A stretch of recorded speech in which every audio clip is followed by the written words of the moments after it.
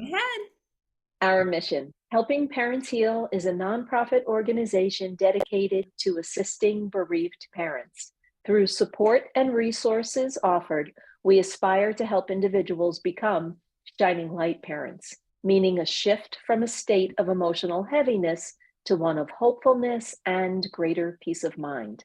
Helping Parents Heal goes a step beyond other groups by allowing the open discussion of spiritual experiences and afterlife evidence in a non-dogmatic way. Helping Parents Heal affiliate groups welcome everyone, regardless of religious or non-religious background, and encourage open dialogue. Attendance at all Helping Parents Heal meetings is voluntary. All discussions that take place at affiliate-led meetings are confidential.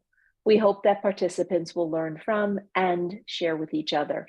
Zoom meetings run by leadership are not confidential. These meetings typically feature guest presenters and are posted on YouTube so that affiliate members worldwide can watch and benefit. Neither type of Helping Parents Heal meeting is designed to replace traditional therapy or spiritual counseling. Helping Parents Heal offers a wide variety of speakers, allowing parents to learn about many possible ways to heal. This includes presenters covering progressive topics such as afterlife evidence and connecting with our children who have passed.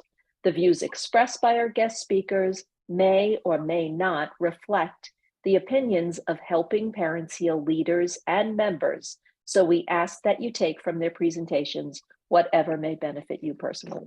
Welcome, everyone. We're so glad you're here this evening, and thank you, Mark, for being here with us all. Yes, thank you, Mark. And we're going to go ahead and I'm going to read his very short bio so that you understand a little bit about Dr. Mark Pitstick, who is a huge part of Helping Parents Heal. He has a column every month, as you know, and he's been with us from about the beginning of Helping Parents Heal.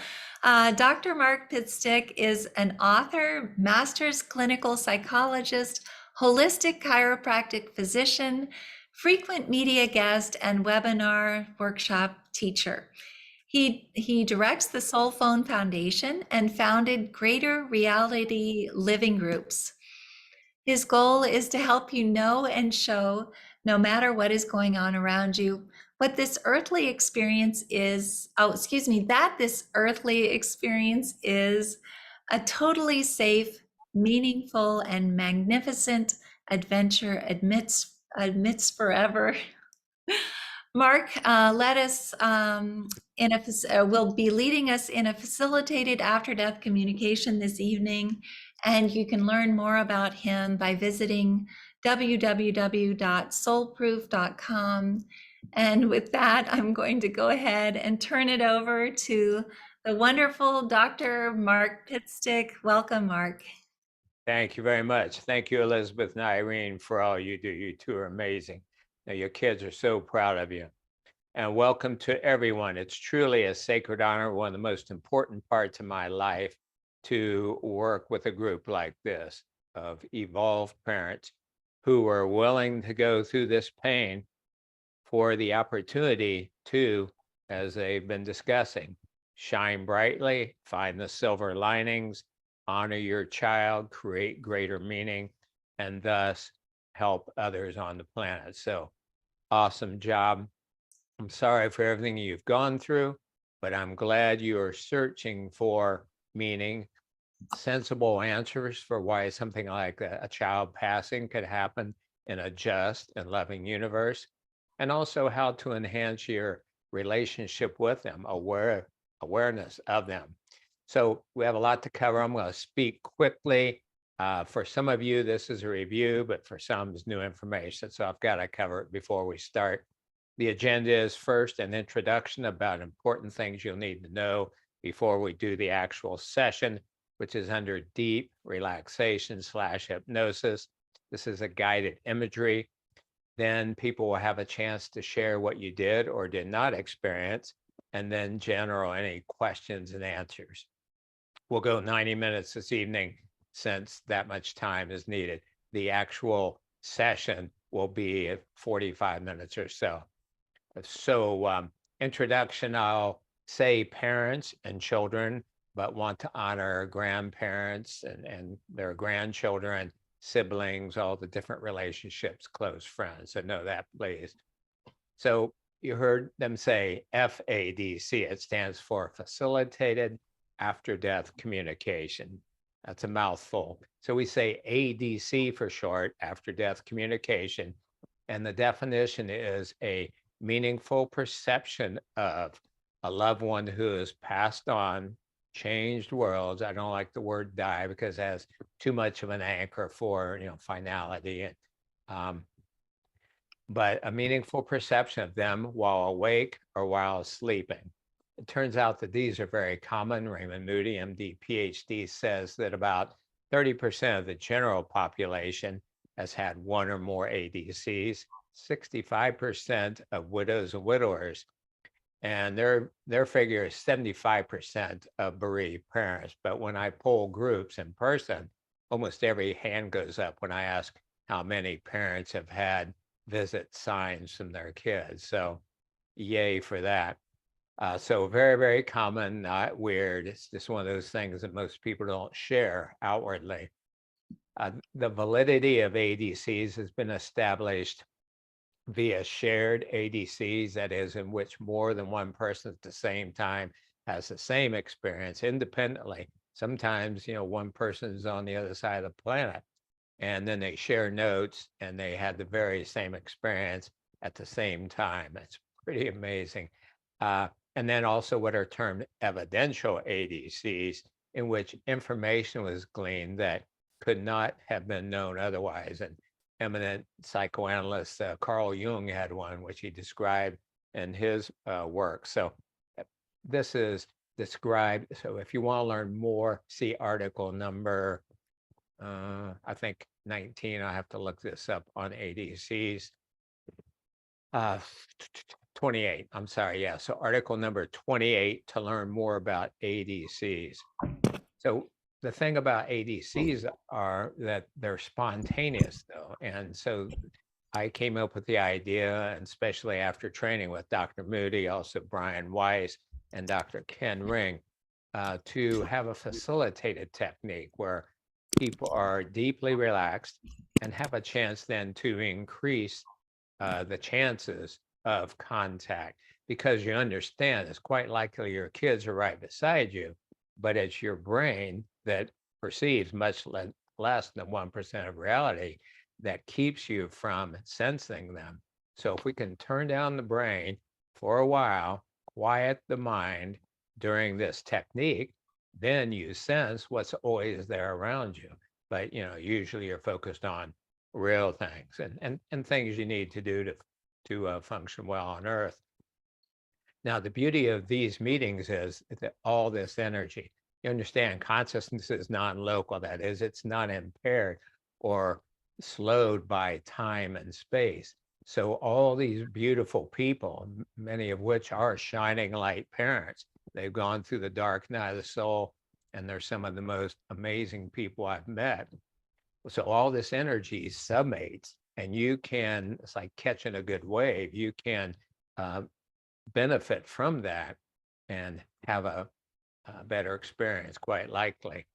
But don't worry if you don't have a meaningful experience. About 75% of people do the first time through. Especially that's the case if your child has recently passed on and or you're really deeply grieving. And with many things, practice makes success. So it may require repetition. As Elizabeth mentioned, you'll be able to watch this video, and perhaps I'll share a link in the chat box about how you can do that, or mention that during the break. And so you can just use it as often as you want. I wouldn't use it more than twice a week.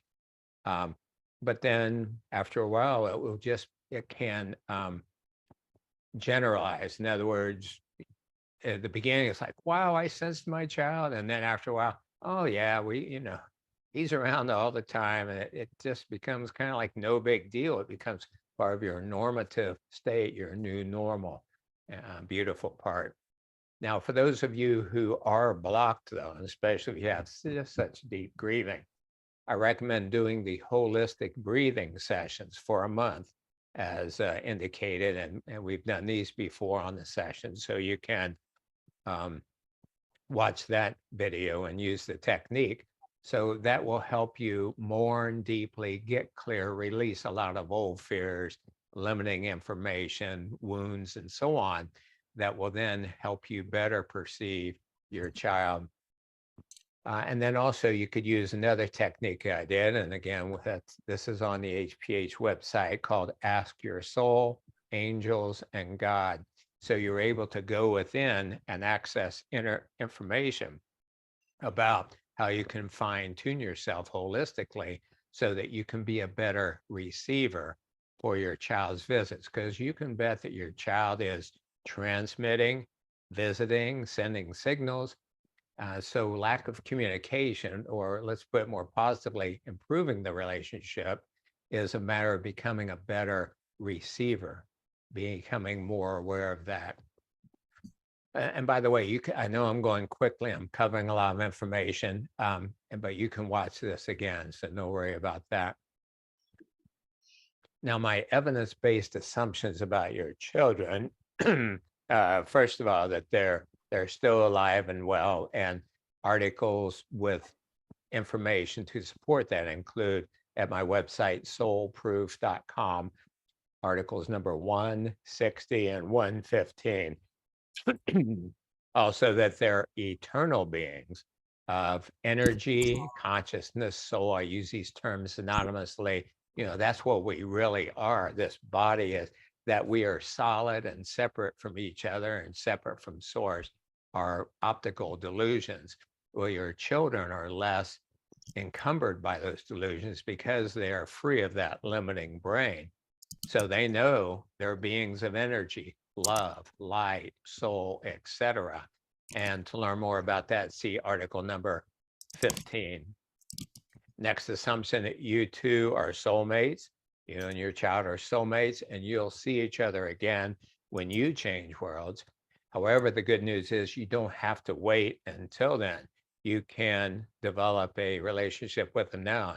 And some of the parents and HPH, they get so many signs, it's just wild. And they find out that their kids are hanging out with each other in the next phase of life. The more you hear about this and learn about this, you just realize, just as she mentioned, just how safe, meaningful, magnificent life is set up. But fear and lack of information and limited perception keep us from seeing that, but that can be addressed. So to learn more about how you can have a better relationship now, see article number 9. And again, all these are at soulproof.com. Also, one common concern is, well, am I bothering my child, if I visit and expect them to show up? No, there's good information that your children can multilocate. That is, their energy, their life force can manifest in more than one place and time simultaneously. So the information we have, especially from the Soul Phone Project information, is that they are overjoyed to help. It's not at all a bother. And if they are in the middle of something big, guess what? They won't answer you. I mean, it's just pretty much like on Earth, right? You don't answer your phone. So to learn more about what we call post-material persons, or PMPs, our favored scientific term for those who have passed on, because they're not spirit, they're not Gaussian floating around. Everything about them exists except this Earth suit, which they no longer need. See article number 31. So let's talk about the induction process. This will be a pretty standard, see yourself walking downstairs, counting from 10 to 1, crossing a bridge, etc. All very self-explanatory as we go. It's important to use diaphragmatic breathing. And that is, when you breathe in, you want to let your abdomen bulge out a little bit. And maybe you want to put your hand on your abdomen right now. We'll talk about this. So you breathe in, your stomach, abdomen should bulge out. And that allows your lungs to inflate fully. And then when you exhale, let your abdomen pull in and up. That raises your diaphragm as you exhale. That's the most efficient and most relaxing way to breathe that will really help you go deep and quiet the mind and then sense all that's around or more of what's around you. The other important thing to know is at some point, I'll mention this during the induction, after we've done contraction, relaxation from your feet to your face, once you've contracted and relaxed your facial muscles, it's important to let your mouth part open slightly, like that. Because if you're, first of all, nobody's going to see you, can block your video, nobody's going to hear you. But if you're keeping your mouth shut, then that uses those muscles some and kind of ties you to this physical body. And instead of exploring more of all that is, there'll be 2, 6 or 7 minute visits.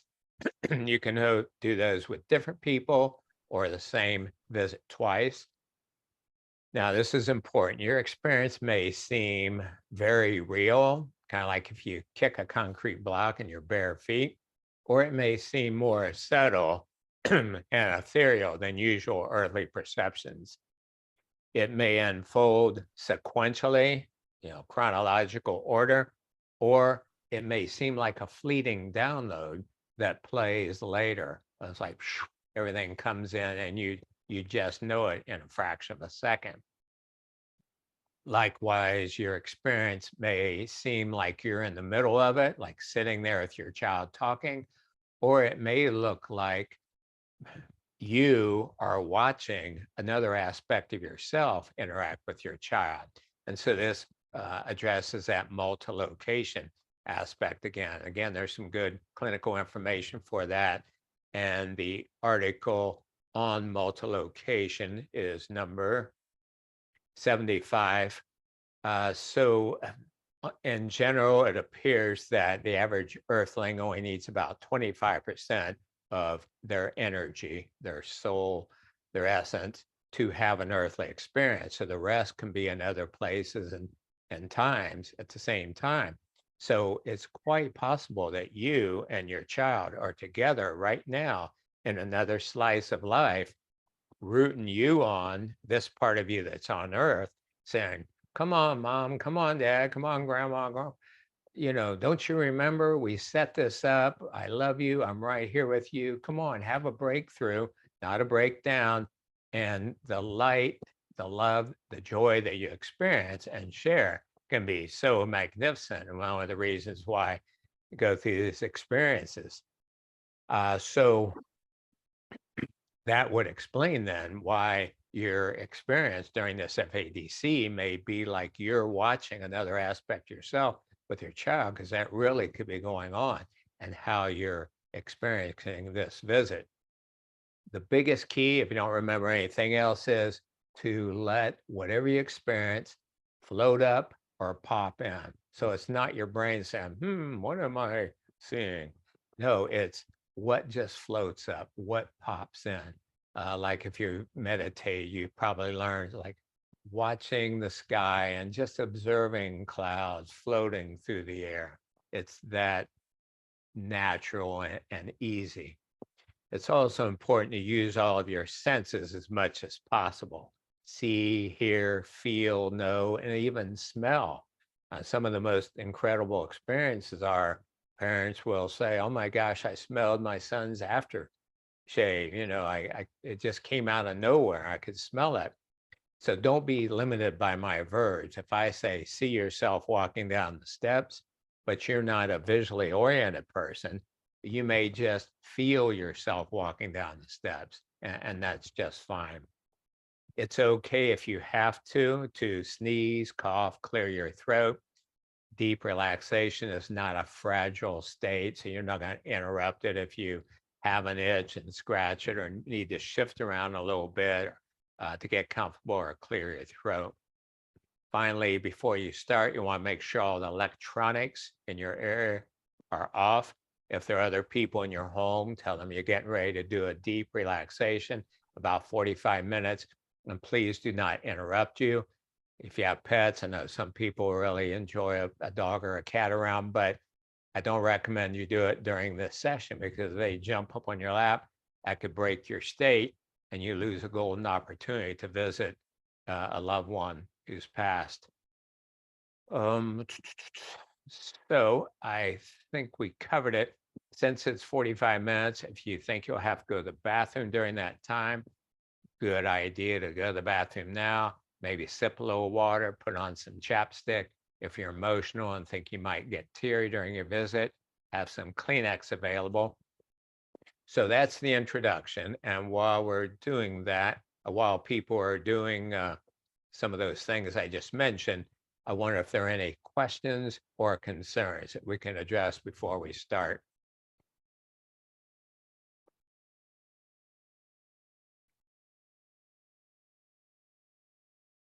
Anyone at all can ask, except Jeff Holohan. I am looking right now to see if I there are don't see anything. Do you, Elizabeth? no, not so far. Okay, Faye is asking to me directly, is laying down okay, or should we be sitting up? Great. Thank you for asking that. The first thing I'll be saying in the induction is sit up straight. Here's why. For a lot of you, this is the end of a long day, and I tend to be boring anyway, and people fall asleep when I speak. So you got that. But then you've got this deep relaxation. So you want to sit up so you don't fall asleep. Thank you. Great question. Any others? It looks like that's the only question, Mark. Okay. Well, I if think anybody else has any, just wave your hand and we'll take another minute for anyone who had to go to the bathroom or anything. In the meantime, you can begin getting comfortable, sitting up straight, feet flat on the floor, hands on your thighs. Make sure you attended all the tips I mentioned earlier. How do you turn off video? Good question, yeah. So you need to go up to the top right of your profile picture or go down to the bottom. Either place is fine. The bottom is easier maybe. If you hover over at the bottom, you'll see stop video and you can turn it off there. But it is nice to be able to turn it off. If anybody has any trouble, just private message me. Yeah, another good question. Are we supposed to invite our children to join us? This is something that we'll be doing during the induction, but you could start now. And this does bring up a good point. It's good to have a preference who you would like to visit with. Of course, for many of you, that'll be your child or children. However, as with a medium session, it's more of people come in who need to visit, the ones you need to hear from the most. So there have been parents that say, I wanted to hear from my child, but a buddy from high school who passed on came through, and it was an amazing experience, and it really helped me work through some things. So who's to say what is most needed in that moment? So yeah, set your preference, but be open to what happens.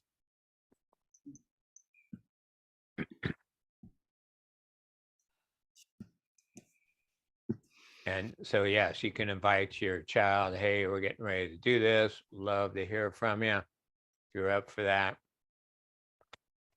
The matters on whatever you want to call it, the other side, the afterlife, hereafter, appear to be not so dissimilar as those from Earth. So, if you want to get together with somebody, you say, hey, are you available on this date, on this time?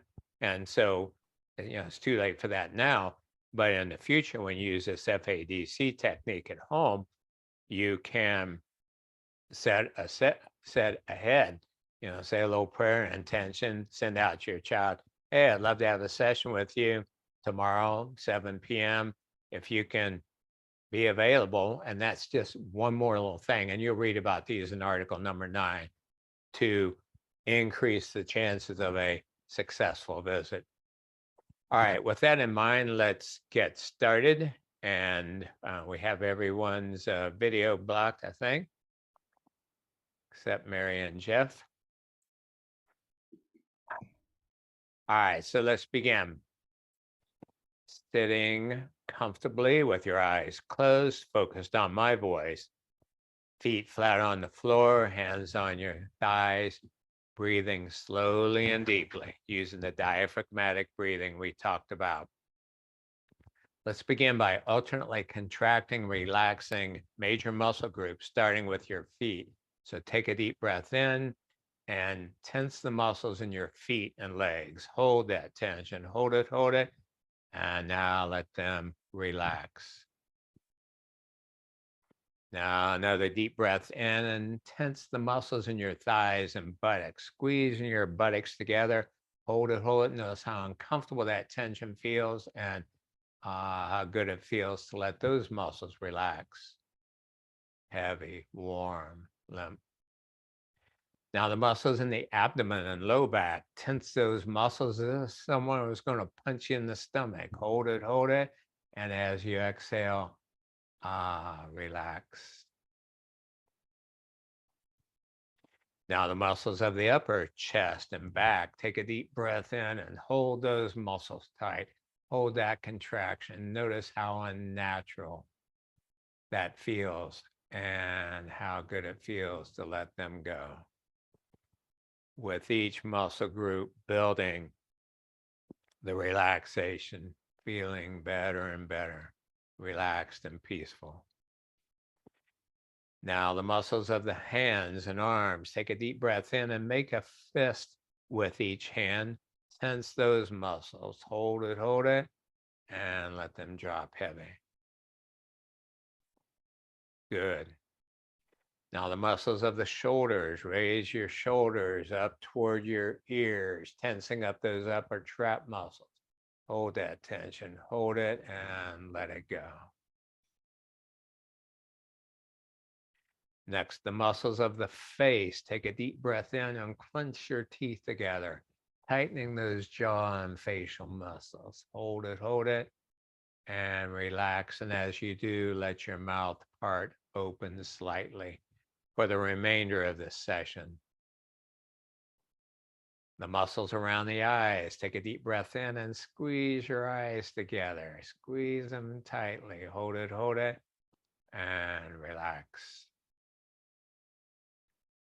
And finally, the muscles of the forehead. Take a deep breath in and raise your eyebrows up toward your hairline, squinching up those forehead muscles. Hold it, and let them drop. Now take a moment and survey your body. And if there are any areas that seem still to be tense, simply tense and relax those on your own, please.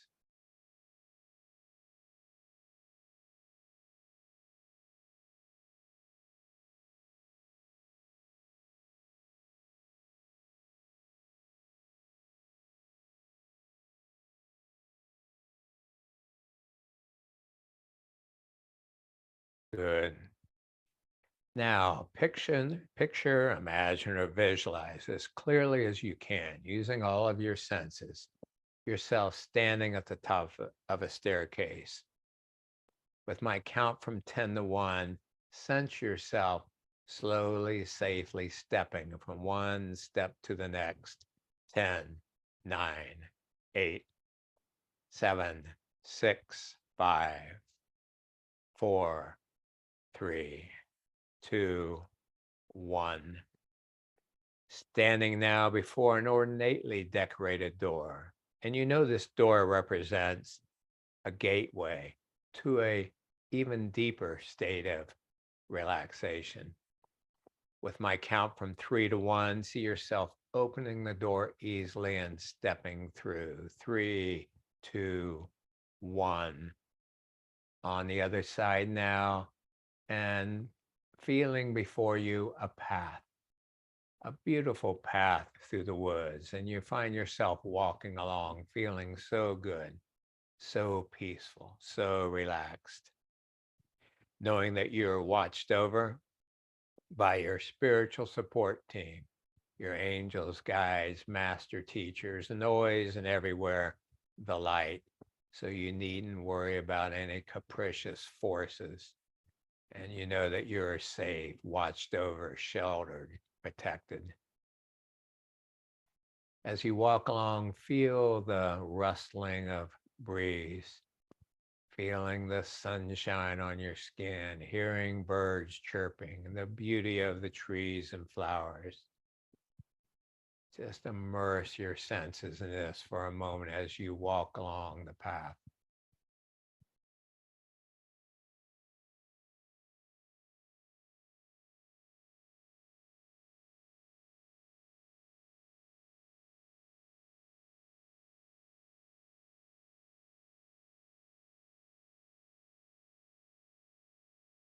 And as you continue to walk, you actually hear before you see a babbling brook, a stream.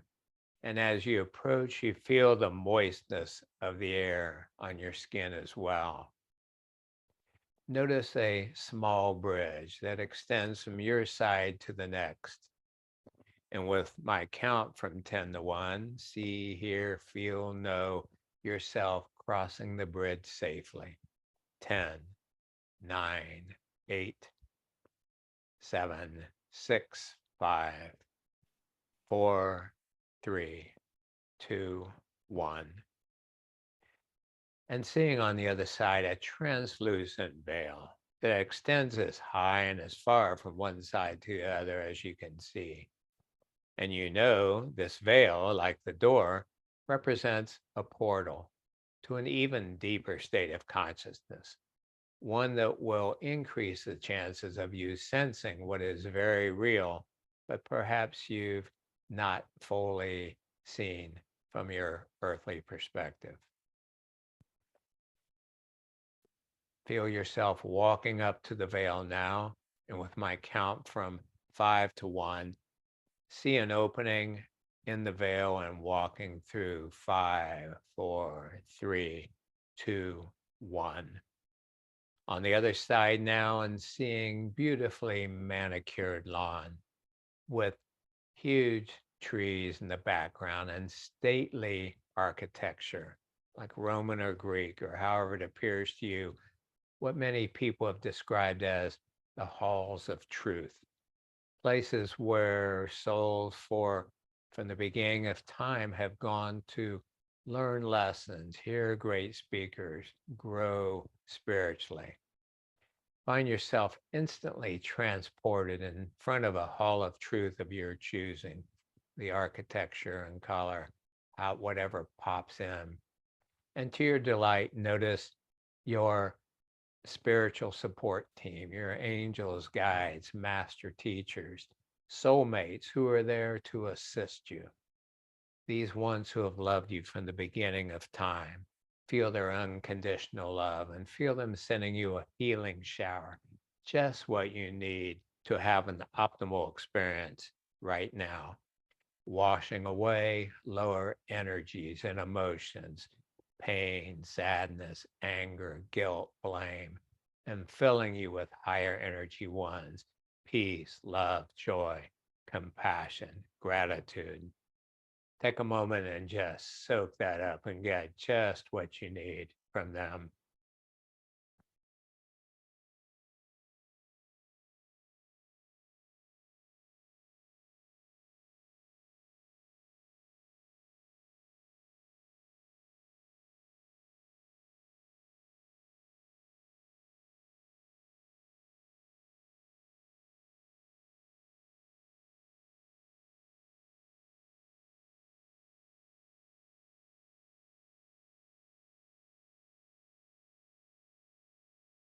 Good. And now experience yourself going into the hall and being led to a chair that's been waiting for you, a special chair to enhance your experience with a screen so you can see everything you need to, speakers so you can hear, perceptual transducers so you can feel. As you sit there surrounded by your spiritual support team, they're there to help you, to give you clues, to enhance your perception of your dear ones who are no longer living solely on earth, but are very much with you and part of your family and rooting you on every day. So from this place, we'll begin now to allow first contact to unfold. We'll have 2 visits tonight. Prepare to see departed loved ones, hear their voices, feel their touch and hug, know their presence, smell their fragrance. During the 6 minutes of silence, after I count from 5 to 1, just let it pop up, fold in. 5, 4, 3, 2, 1.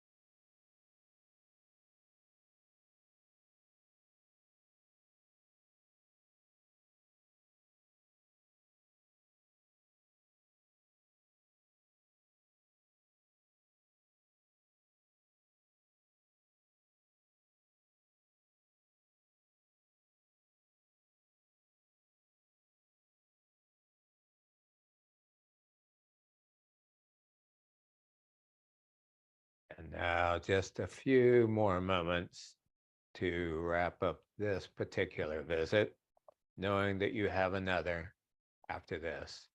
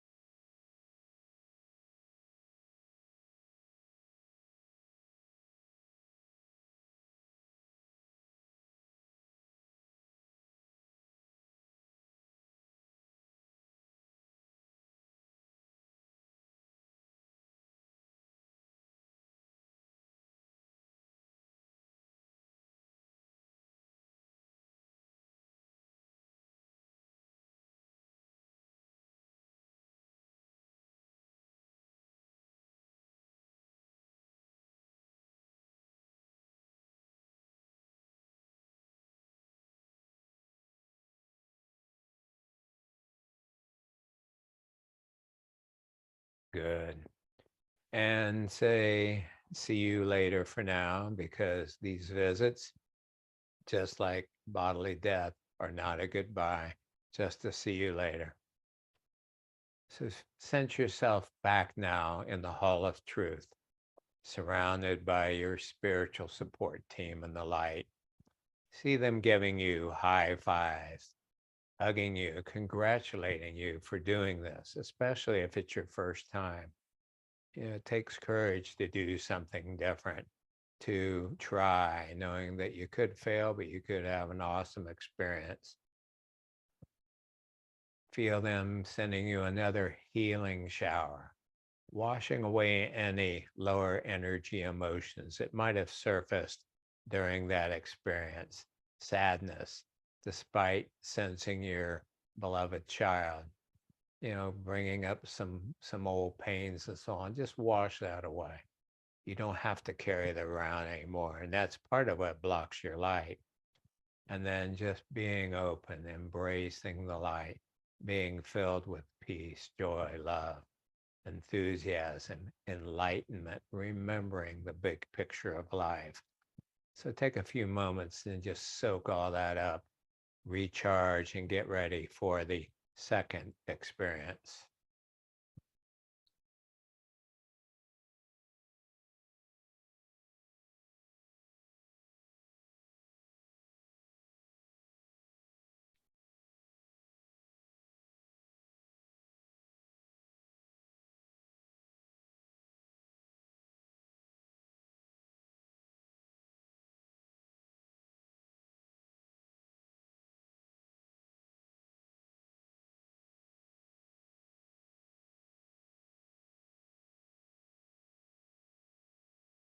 Good.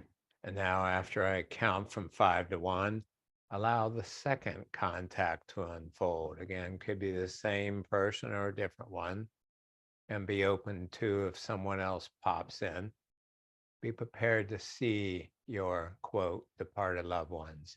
Hear their voices, feel their touch and hug, know their presence without a doubt, smell a fragrance strongly associated with them. Remember, just let it pop in, float up, no thinking about it. 5, 4, 3, 2, 1.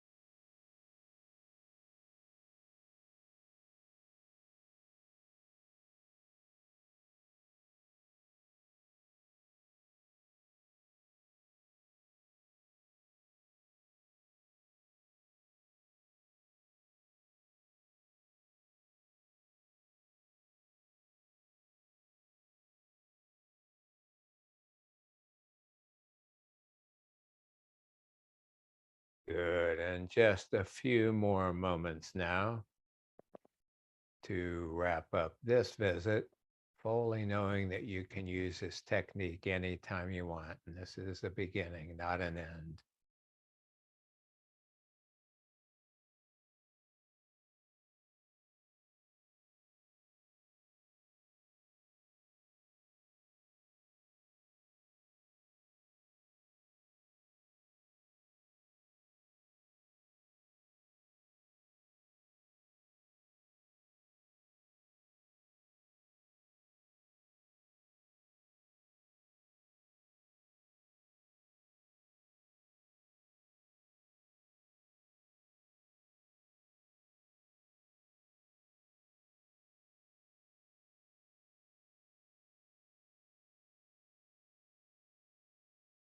And just 2 more minutes as a final opportunity for any messages, insights, things you can remember, or further contact from your loved ones living in a different slice of life.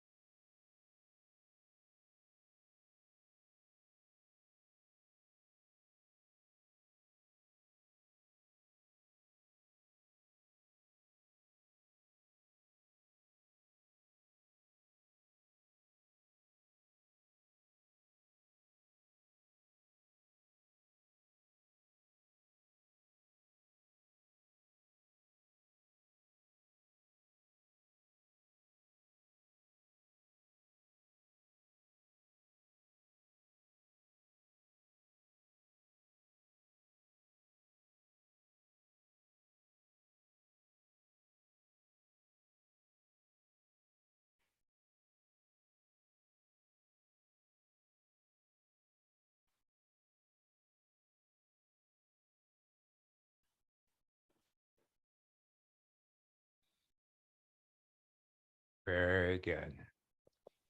And now it's time to prepare to gently, slowly come back to the waking state, feeling more peaceful, happy, loving, grateful, focusing on the wonderful things in life and looking for those silver linings. I'm going to count from 1 to 5. And with each count, let yourself slowly, gradually come back to the waking state. 1, 2, 3. Feeling the chair and clothes on your body. 4, wiggling your toes and fingers a bit. And 5, when you're ready, opening your eyes.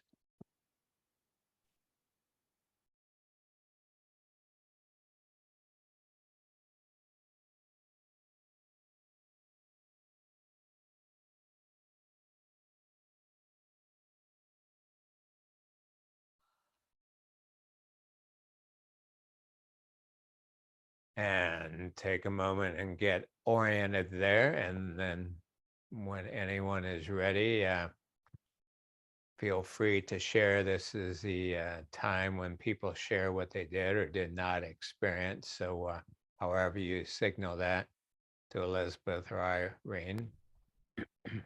If you'd like to just put something in the chat box and let us know that you'd like to be called on, please do. If you feel like raising your hand, you're also welcome to do that, but we'll be watching both. And thank you, Mark. That was wonderful. Pleasure. I had a lot of help. I started feeling kids contacting me this afternoon when I was meditating. Like, hey, could you squeeze this in and let my mom know? I'm like, gang, I'm not a medium. I'm gonna run this session. If something spontaneously pops out, but kind of That's have to, beautiful. Oh my goodness. yeah. So, does anyone want to talk about what they experienced? The chat is completely different now. It looks like there's lots of other things that go into the. Yeah, I was Um, just noticing that. so, Denise is saying, I have been meditating for less than a year. I have had contact with the non local consciousness system about a dozen times. Each time I first fell asleep very briefly, then awakened to a portal. Oh, let me just explain. So maybe Denise wants to speak. So Sure. I've asked her to unmute. Hi, Denise. Can you just talk, please? Hi, can you She's. hear me? yes, we can. Do you Oh, want Do you want to good. turn your video on? Yeah, actually, it looks like it never went off. I don't know what happened. It was a strange startup, but here we go. How's that? No, that didn't work. But that did work. Here I am. there you are. There you are. Okay. Hi. Okay. Hi. I'm so glad I get to explain this. Let me put my glasses on. I'll think better. Doctor, here's what has happened to me every time. Uh, it I'll be meditating and very relaxed, and I know I fall asleep because I have that drowsy feeling, and I start seeing a lot of images like you when you have a dream that's in color, and they go real fast. And then in a matter of just seconds, I know I wake up because I feel around me, whether it's in the bathtub with the warm water or on the sofa with the pillow, I feel all the things around me as a portal is opening in my mind's eye. My eyes are shut. And I know it's the portal, some kind of a portal, because it's very grainy and it's black and white and it's kind of moving. And I've seen my son.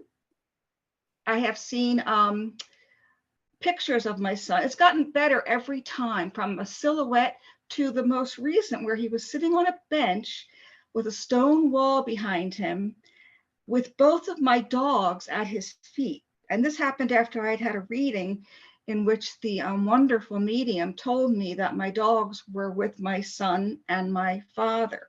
So each time it's gotten a little more detailed. And my son was shaking his head like this, like, Mom, couldn't you have gotten a normal dog? Because that's what he thought about my dogs. So the question is this, it has never happened that I can get to this place unless I first fall asleep. And I can't just do that anytime. I have to be able to get sleepy and fall asleep. So is that something that is because I'm in a beginner stage? Will I be able to relax, close my eyes, follow instructions, and get to that place without having to fall asleep? Yeah, great question. Thank you for being the first person to ask. I think what you're describing more is called a hypnagogic state, Yes, yes. which is neither sleep nor full wakefulness, but in between. And that's actually the state we're seeking to reach, because that's when the brain is quieter and you're able to perceive then more of what exists. So that sounds like really a beautiful system you have. It's like a pathway. So, and after a while, that can get expedited. So there's the portal, and boom, I'm with my son, his dogs, and so on. So, if you're concerned that you're a little too sleepy, then do this early in the morning when you're more rested, or maybe drink just a little green tea. You don't want to be overly hyper, but just to be a little more alert, so you're on the alert side of the hypnagogic range. Make sense? Yes, absolutely. I thought I was in the special place because initially I can't see color. I can't see color images when I'm there, but when I'm imagining in my mind's eye, I can imagine the blue ocean but they're not alive like this is. And but a few times when the portal was opening, it's like clouds are coming at me. And initially they were blackish charcoal color clouds, nothing threatening, but just movement.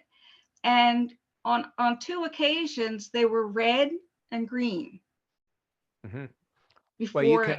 you can make note of these different colors and then consider afterwards. You know, there's the more standard, like red could mean anger or passion, green can be nurturing or healing. So you can consider afterwards what those colors might indicate. Those could be ways that your son and others in other realms are giving you signs as to what you can focus on to up your game. Okay. I didn't think of it that way. I thought that my brain was just allowing me to start to see colors. Yeah, there's not much random out there. I think there's a lot of meaning, even when we don't Okay. expect it. Well, thank you again. Oh, Take you're care. welcome. What other questions we have? And I really prefer that you ask them because I can learn from body language and hearing versus, you know, a typed message. Sure. Pam is saying, should we be focusing on our deep breathing throughout, or just let ourselves breathe in a relaxed and natural way? But she was saying that she really wanted to be able to conserve time, not to necessarily speak to you about that question. I can ask her though if she'd like to. Well, that question's straightforward enough. And it's kind of like a mantra. In other words, you focus on the breathing, you know, belly in, belly out, but you don't want that to be your sole focus. So if at some point you're not feeling totally relaxed, then you can just check in. Am I doing the belly breathing, or am I doing the old, you know, deep breath in like that, which can hamper relaxation. And then the diaphragmatic breathing is something that becomes normative. So if you meditate, for example, after a while, that becomes your way of breathing anytime you're relaxed, especially. So go with that. And by the way, this is a good chance to mention that for any of you, if you have specific questions, feel free to email me, mark@soulproof.com, and they'll put that in the chat box. And I'm truly honored and very joyful to help you out. Now, they won't be long letters, you know, it'll be, here's what I remember, here's what I recommend, these articles, these techniques, these books. The other thing I want to make clear is that I will provide for bereaved parents if you truly can't afford me. Everything's reasonably priced. $15 audio sessions that would cost you $250 in person. But if you can't afford that, let me know. We'll send you a free digital copy. Same way with the books. All right, next. So next question, Amy is saying, my son and my aunt came through. My son said that he would send me a bird. I am sitting in my bedroom window, and when I opened my eyes, a little bird with reddish brown head, appeared on the rose bush outside and then flew to the window. My aunt kept telling me that she had my son and to tell my mother that she would send her a peacock feather. We shall see. And Amy's saying, I can't open video or I would talk. I have bad service right now. So I don't know if you want to talk to her by audio, but I think that's beautiful that she had that experience. Yeah, well, I love these little signs. And my medium friends like Suzanne Wilson and Suzanne Giesman say that their understanding is that that bird wasn't your son, but that your son's energy, let's call it your son, ping that bird and say, hey, would you like to join me in a little adventure? And the bird can feel the higher energy of your son. Is like, sure, yeah, I'm up for that. Okay, go over to this window right now and peck or be right there. The bird says, sure, I'm in for this. And that's how it happens. And then after a while, your son's energy disconnects from the bird. So everybody benefits, including you. That's beautiful. And Patty is saying, did you mention there was a place on the HPH page about your breathing technique? I believe that's on the Soul Proof page. Is that correct? Do you have an article that's specific to that? Well, the article on holistic breathing is article number 70. And then there's an audio technique under shop. But I've given that technique in the past in a class. So if that video is available from the HPH site, you can let them know where. Okay, I think you might have done that with the Tampa group. Was it filmed? Do you know? Well, I can't keep track of Okay, of I all the will try to presentations. find out for you, but it's good that we have that the article. And Jeff is saying, and the birds, dragonflies, butterflies love the interaction, especially the ravens, right? And then going back here, Phyllis is saying, I didn't get anything, but at the beginning, I felt an energy on the side of my left, or on the left side of my face. Is that something that is Is she willing to get on so we can workshop that a bit? Phyllis, would you be willing to be unmuted? Would that be okay? Let's see if she will. I've asked her to unmute, so we'll see if she unmutes. Hi. Here she is. Okay, here she is. So let's see if I can find you, Phyllis. This is funny. Can you say something again so I can see you? I have my video on now. Okay, I see you now. Okay, I'm going to spotlight you. There we go. Good. Hi, Phyllis. Hi. So is this your first time trying this technique? Yes. Okay, so first time's the worst time. So no problem at all if you didn't have anything. Just try it again on a regular basis. And also in this article, let's see, article number 9 should do it. Let me see if I have an article on the facilitated. No, just look at article number 9 and you can do those different preparatory steps, and that will put you in a better position, like earlier in the day and things like that. And then try it again. And then if it doesn't work for you, you can let me know. How long, may I ask, since your child changed worlds? February Of this 27th. year? Mhm. Okay, so yeah, that's not very long. So that could be part of it too. There can be just so much sadness that can block seeing what's literally right in front of your eyes. So you give yourself some patience on that. I do receive a lot of signs. I do notice the signs. So, but Good. I am trying the meditation more, and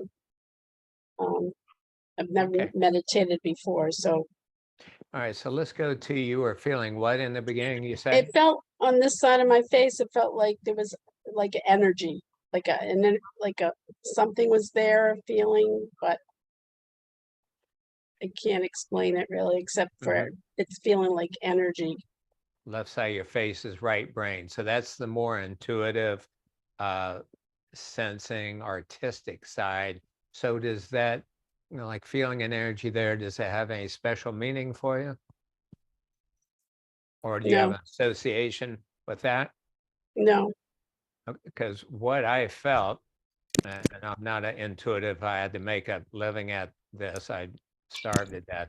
But my first feeling was, I thought your son was trying to touch your cheek. Well, now that you say that, that was a thought. Yeah. I had thought that.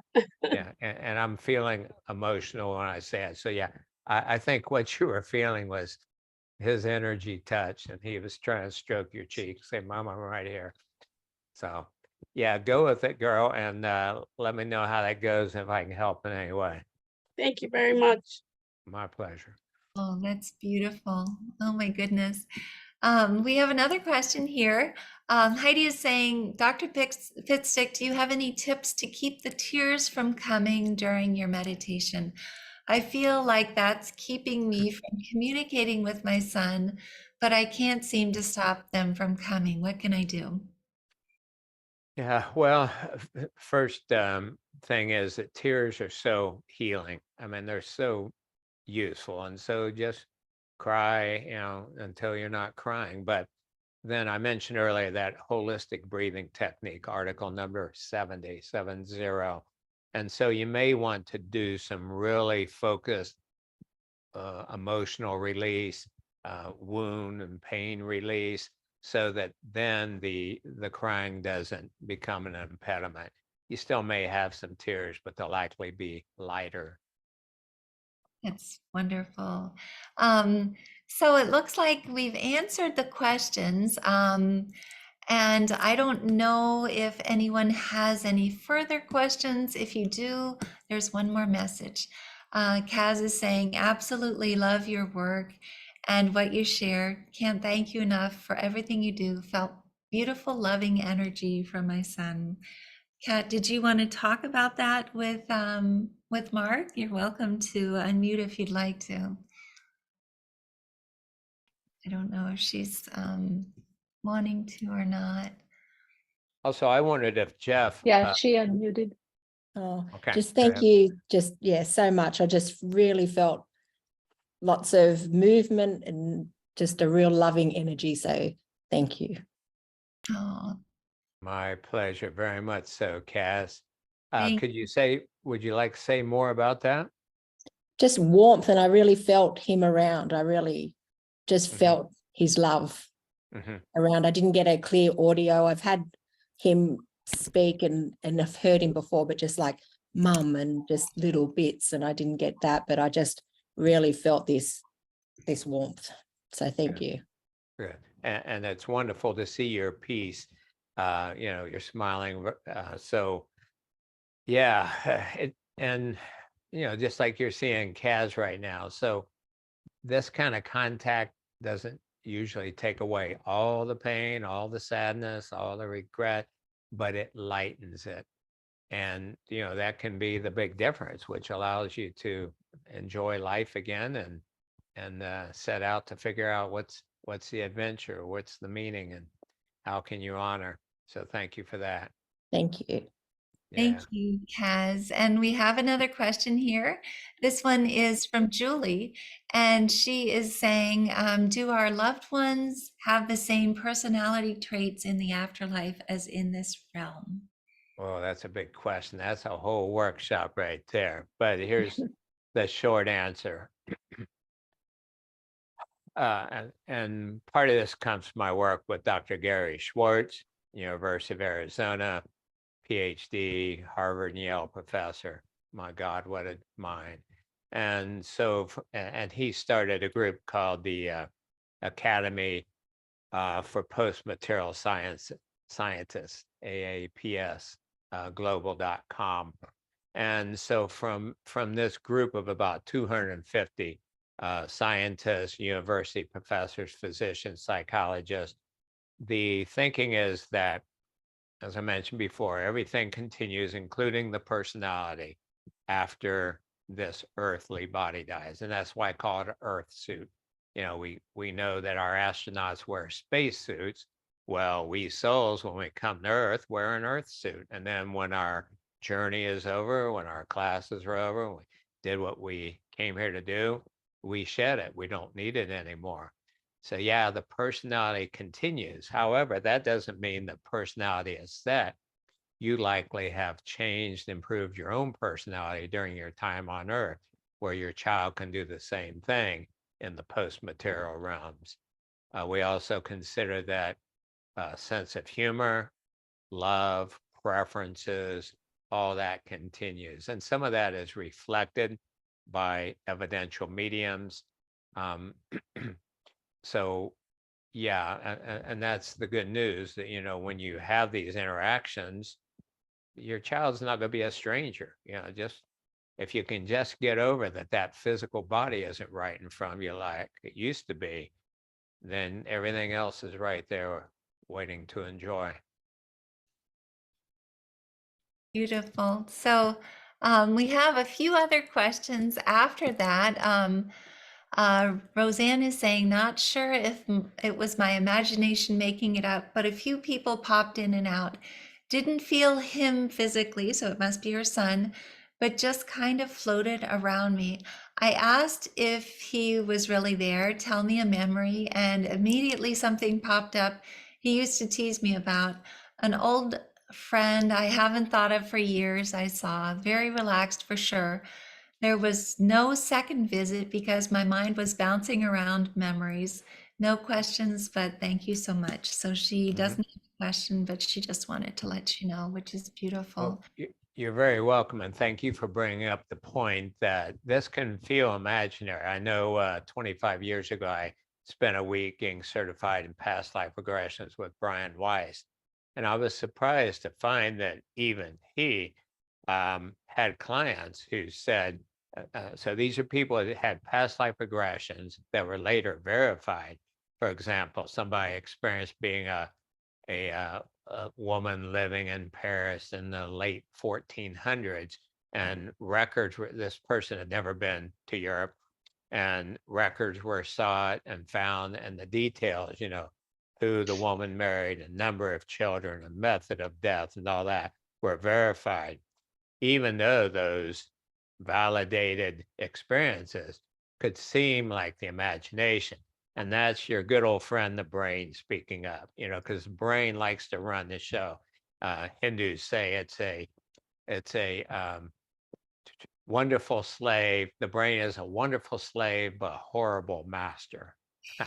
And so you have to learn how to use it versus it using you. So the brain's like, well, that could just be your imagination. You could be making all that stuff. You know, it's got to put in its 2 cents worth. And so that's why during a technique like this, it's good to say, okay, brain, just how about just piping down for 45 minutes? That's not very long. And then you can share your thoughts afterwards on that. So totally normal. Just because it feels like it's imaginary doesn't mean it's not really real. Beautiful. So Monica is asking, how often should we practice breathing holistically? Do you have any thoughts on that? Is it once a day or? Yeah, there's an introductory track on this. It talks about it, but and it certainly depends on how much time and energy a person has, how deeply they want to work on themselves, how much they're grieving, and so on. But in general, twice a week for about a month, and then once a week for about a month, kind of like a series of massage or chiropractic treatments, you know, less and less over time as you work out the biggest blocks. Imbalances. Thank you. And Julie is reiterating, I mean, she's coming back to say, yeah, it's the wonderful traits I'm talking about. Thank you, Dr. Mark. I felt Sophie and my dad cutting jokes. So this is when she was obviously talking about the fact that she had connected with Sophie as well. Lee is saying, I got a huge hug and my body was shaking from the emotion I felt. I was crying, but it was amazing. I don't want to be on, just grateful for the love I felt. He knows I am still so sad. Thank you so much. So that was a beautiful experience for Lee as well. Thank you for sharing. And again, keep in mind that this is what we're talking about here, positive self-transformation. It's for yourself because you deserve to have a happy life, a great life.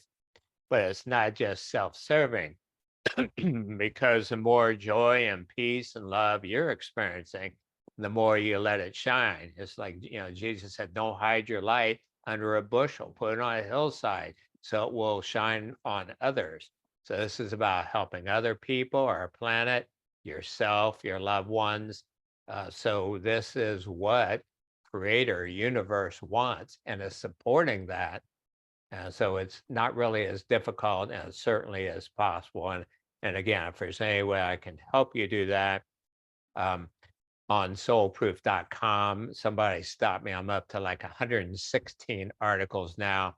There are at the top, you'll see radio shows, free radio interviews I did with all sorts of people, Wayne Dyer and so on, the free newsletter. So there's all sorts of free resources that you can use. But since it's so much information, shoot me an email and say, here's my specific need in question. And I'll say, do this, this, and this. And then contact me in 60 days and we'll see where you're at and go from there. Great. Did you say you wanted Jeff to unmute? Jeff Yeah, I noticed Jeff, if he'd be willing to, because Jeff is one of the shining light parents. He's one of the caring listeners. And I noticed some tears I would love. Yeah, he's here. Hi, Jeff. Hey, everybody. Yeah, if you'd be comfortable sharing with others what you experienced. Yeah, this is the third time I've done one of these facilitated visits. And again, it was spectacular. And I think I learned from you over the years. It's fine to ask people. I think that's great, but I kind of like to wait and see who shows up. And I was surprised that my mom was the first one that showed up. And I think everybody was playing a little joke at my expense because everybody was showing themselves to be younger and better looking than I remembered them. And the first image I got was Chris Everett playing tennis. My mom was a great athlete, so I was a little bit confused. And then I saw the image of her crouching down behind home plate with a catcher's mitt and a catcher's mask on, because when I was in Little League, she used to be my practice catcher. And then the last image she gave me was a big old pan of lasagna, which was her specialty. And then I actually started to see a face beginning to form in my mind's eye, and I've never had that happen before. And it sort of startled me, and I kind of came out of the deep meditative state and had a tough time getting back for the rest of the first session. And then, not to be outdone, my son Devin showed up the second time around, and he's been around a lot lately. And he showed himself to me in a red suit, which is kind of interesting because we got a message from my sister-in-law who said she showed up in her dream in a red suit the other day. So we were joking around when we were shopping over the weekend and picking out shoes to go with the red suit. So I'm looking at him in the red suit, and then he's showing me his feet, and he's barefooted. And then he starts walking across. Mark, you probably appreciate this. He's walking across the crosswalk right outside of Abbey Road Studios, where the Beatles had their picture taken. Paul McCartney was barefooted, and he walked into a small building, opened the door, walked in. It's dark. He turns on a light, sits down with a pad of paper, and starts writing poetry or lyrics or something. And then he just bursts out laughing and said, "Dad, I'm just joking with you. We don't use paper and pencil up here. It's all here and here." Nice. And may I ask Jeff, the tears you were experiencing, how would you describe to other parents about those tears? Just joy. As our fearless leader Elizabeth likes to say, the two worlds are so much closer than we know. And it's an experience like this that helps to remind me that they really are just a thought away. And I take that for granted. I miss that, sometime in my normal thought process. So to have you help remind us, Doctor, is a true blessing. So thank you for that. Oh, my pleasure. And thanks very much, Jeff. And one reason I wanted to highlight him was for the dads out there, because so many faces I see in these groups, they're women. So, it's harder for dads for a number of reasons, or it can be. So thank you for leading the way there. And you still have the dads group with Mike? Yeah, we've got Mike and 4 other gentlemen have stepped up to the plate to kind of alternate hosting the meetings every Wednesday night at it's 8 p.m. Eastern time. So 5 p.m. on the West Coast. Okay. And how can dads find that group on the helpingparentsheal.org site? It's Uh, easy. it- There's a link. So all you have to do is just go to the affiliate groups and there's a drop down menu for Helping Fathers Heal. And there's a link to the Facebook group right there. I'm going to go ahead and post it in the chat box right now as we're speaking, though. Okay, thank you. And I mentioned Jeff is one of our caring listeners. We have 30 some, a number of different languages. We just added a person who speaks Mandarin. So for all of you participants, and this is a free service, these are parents that have gone through the worst of it, and now they're able to help others and want to do that. So take advantage of them. It's a wonderful resource of helping parents heal. Thanks Yeah. for the plug, Mark. Appreciate it. All right, Thank take care. you.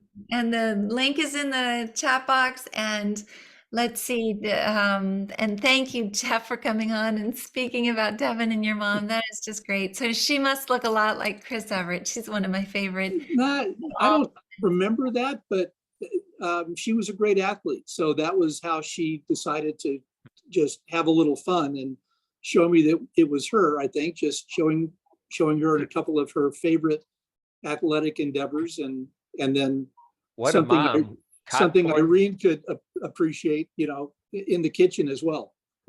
What a mom. Caught for you in baseball and made lasagna. Yeah, she can handle my best stuff. Oh, that's wonderful. So Denise is just asking one more question here, and thank you so much, Jeff. She's saying, Dr. Pitstick, can our loved ones have times when they are working through regrets or pains themselves, which could make them less available to us? Yeah, super great question. There are some mediums and some people who study the afterlife that think it's all love and light as soon as a person passes on. And it is, that's all that exists, love and light. But it's a matter of how much do we realize that, whether we're living here or in the hereafter. So the information that makes the most sense to me is that the quality of a person's afterlife experience depends on their consciousness at the time of passing. So if a person is angry and upset and imbalanced and so on when they pass on, they're not going to automatically be a Buddha. Now, they could be very quickly, but that takes some work, and that takes being open to it and asking for help. It's a process, just like it can be here on Earth. So yes, certainly there can be loved ones who, for example, if they, for example, my mom passed 7 weeks ago, and she was 92 and she was really debilitated. She had dementia. Well, she's likely going to need a period of recharging, resting, and so on before she can resume the flow of life. And likewise, if your child had a severe alcohol or drug addiction, they may need a little R&R first before they can be ready for rejoining their soul group and learning lessons and all that. But time in quote spirit world and time on Earth are quite different. So that could be one reason why you don't get the good contact. And I say, just try again later, and also develop other ways that you could be in touch with them. There's another really important article on all this. It's called Centering Practices. It's article number 77. So, Jeff mentioned meditation. So the more you are centered, the easier it will be then for your child to make that connection, be on the same wavelength. Thank you. That's wonderful. So I am so appreciative every time that you come on here. And this has been wonderful. We are so happy that you were able to do this. Phyllis is saying, thank you so much, Dr. Pitstick, and everyone, thank you for that last question as well. And we always ask everyone to unmute and say thank you and good evening to Dr. Pitstick. Thank you, Mark. Thank you Thanks again. for Thank being you so here. much. Thank you very Thank much. you so much. Thank Thank you. Thanks, Thank Mark. you so much. Thank you. Thank you. Good night, everybody. Good night, everybody. Good night. Good night. Night. Yeah, Thank you. everywhere.